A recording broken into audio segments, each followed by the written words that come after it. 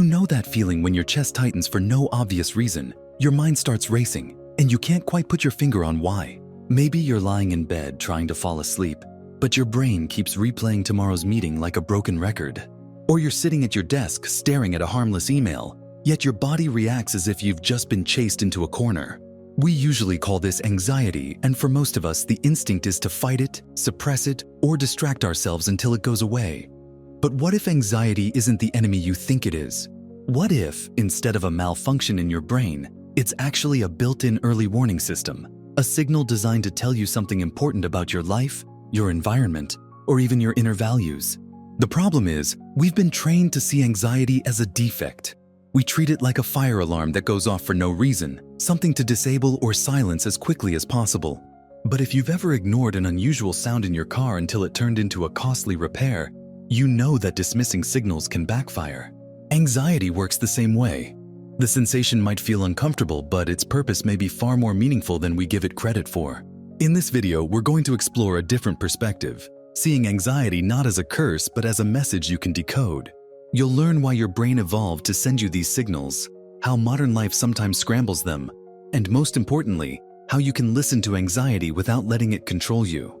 Because when you understand what anxiety is trying to tell you, you stop fighting it blindly and start using it as a compass. And that can change everything. To start, let's strip anxiety of its reputation for a moment and look at it in its most basic form, a biological signal. Imagine your mind as a control tower at an airport. Its job is to monitor incoming and outgoing flights of thoughts, emotions, and physical states. Anxiety is like an urgent message coming through the radio. Something in your environment, inside your body, or in your future trajectory needs attention. From an evolutionary perspective, this signal was a lifesaver. Thousands of years ago, feeling uneasy while walking near tall grass might have meant there was a predator nearby. Your brain learned to amplify that signal so you'd act fast, freeze, run, or prepare to fight. That same system still lives in you today. Only now the predator might be an upcoming job interview, an unresolved conflict, or a credit card bill you've been avoiding. The issue is, our modern world throws signals at us all the time, far more than our brains evolved to handle. Instead of occasional alerts, you might be living with a constant low-level siren in the background. And just like with a smoke alarm that's too sensitive, you start to think the alarm is the problem, rather than checking what it's detecting. When you understand that anxiety's original job was to protect you, you can shift from asking, "How do I make this stop?" to, "What exactly is this trying to tell me?" That's a more useful question because it turns you from a passive sufferer into an active investigator. And here's the twist. Sometimes anxiety's message isn't even about danger. It can also be about opportunity. Just like the nervous energy you feel before giving a speech can sharpen your focus, anxiety can be the body's way of saying, "Pay attention, something here matters." The trick is learning how to tell the difference between a false alarm and a genuine signal, and we'll get into exactly how to do that in the next part. So how do you tell if your anxiety is a false alarm or a meaningful signal? The first step is to slow down enough to actually listen. Most of us react to anxiety in one of two ways. We either try to shut it down immediately, through distraction, numbing, or pushing ourselves harder, or we spiral into it, letting it dictate our every thought. Neither approach allows you to decode the message.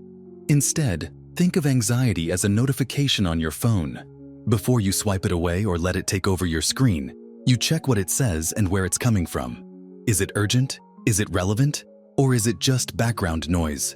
Psychologists often break anxiety triggers into three broad categories: real threats, imagined threats, and growth edges. Real threats are situations where action is needed to protect yourself, like hearing strange noises outside your home at night. Imagined threats are those that exist mainly in your mind, often exaggerated by what-if thinking, like fearing you'll fail a presentation even though you're prepared. Growth edges are moments when your anxiety is tied to stepping outside your comfort zone, like starting a new job, moving to a new city, or speaking up in a relationship. Here's where it gets interesting. The physical sensation of anxiety is often the same across these categories. Your heart races, your breathing changes, your mind scans for danger. That's why it's so easy to misinterpret a growth edge as a real threat, or to treat an imagined fear as if it's life or death. The key skill you can build is a short pause between feeling the anxiety and deciding what to do with it. In that pause, you ask yourself three questions. What exactly am I sensing? What is the story my mind is telling about it? And is that story fact, fear, or a signal for growth? This small act of naming and categorizing your anxiety can completely change your response, because once you know which category it falls into, you can choose a strategy that actually fits the situation instead of reacting on autopilot.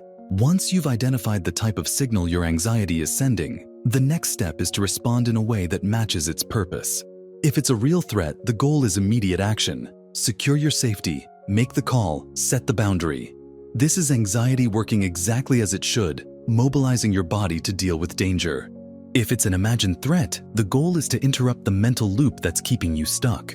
One powerful method here is cognitive diffusion, a technique from acceptance and commitment therapy. It's as simple as adding the phrase, "I'm having the thought that," before your worry. Instead of, "I'm going to fail this project," you say, "I'm having the thought that I'm going to fail this project." That tiny shift reminds your mind that thoughts are not facts, creating just enough distance to choose a calmer perspective. And if your anxiety is pointing to a growth edge, the strategy flips.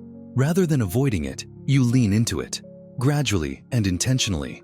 Think of this like strength training for your emotional resilience.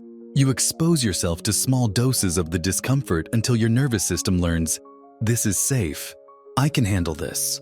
Over time, what once triggered anxiety becomes part of your comfort zone. Across all three categories, there's one principle that makes this process easier: curiosity. When you meet anxiety with curiosity instead of judgment, you open space for learning. Ask yourself, what's this trying to protect? What value or goal is underneath this feeling? This moves the conversation with yourself from "I hate this feeling" to "This feeling might have something useful to tell me." The more you practice this mindset, the less power anxiety has to hijack your day, and the more it starts acting like a trusted advisor, one whose tone might be a little overdramatic at times, but whose messages you can still use to make wiser choices. To make this even more practical, think of responding to anxiety like adjusting the volume on a radio. Sometimes it's blaring at full blast, drowning out everything else. In those moments, your first job isn't to decode the message, it's to turn the volume down so you can actually think.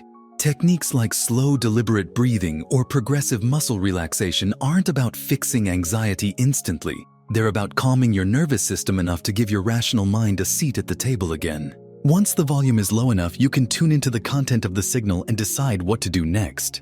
You might realize the worry is about something you can address right now, in which case you take a concrete action to resolve it. Or you might see it's about something in the future you can't control today, and the best choice is to set it aside with intention, perhaps by writing it down and revisiting it at a specific time.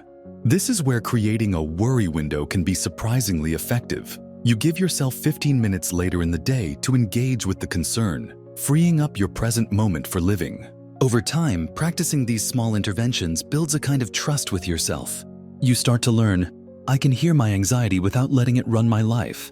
And that's the turning point, when anxiety stops being an enemy to defeat and becomes one of many tools in your mental toolkit.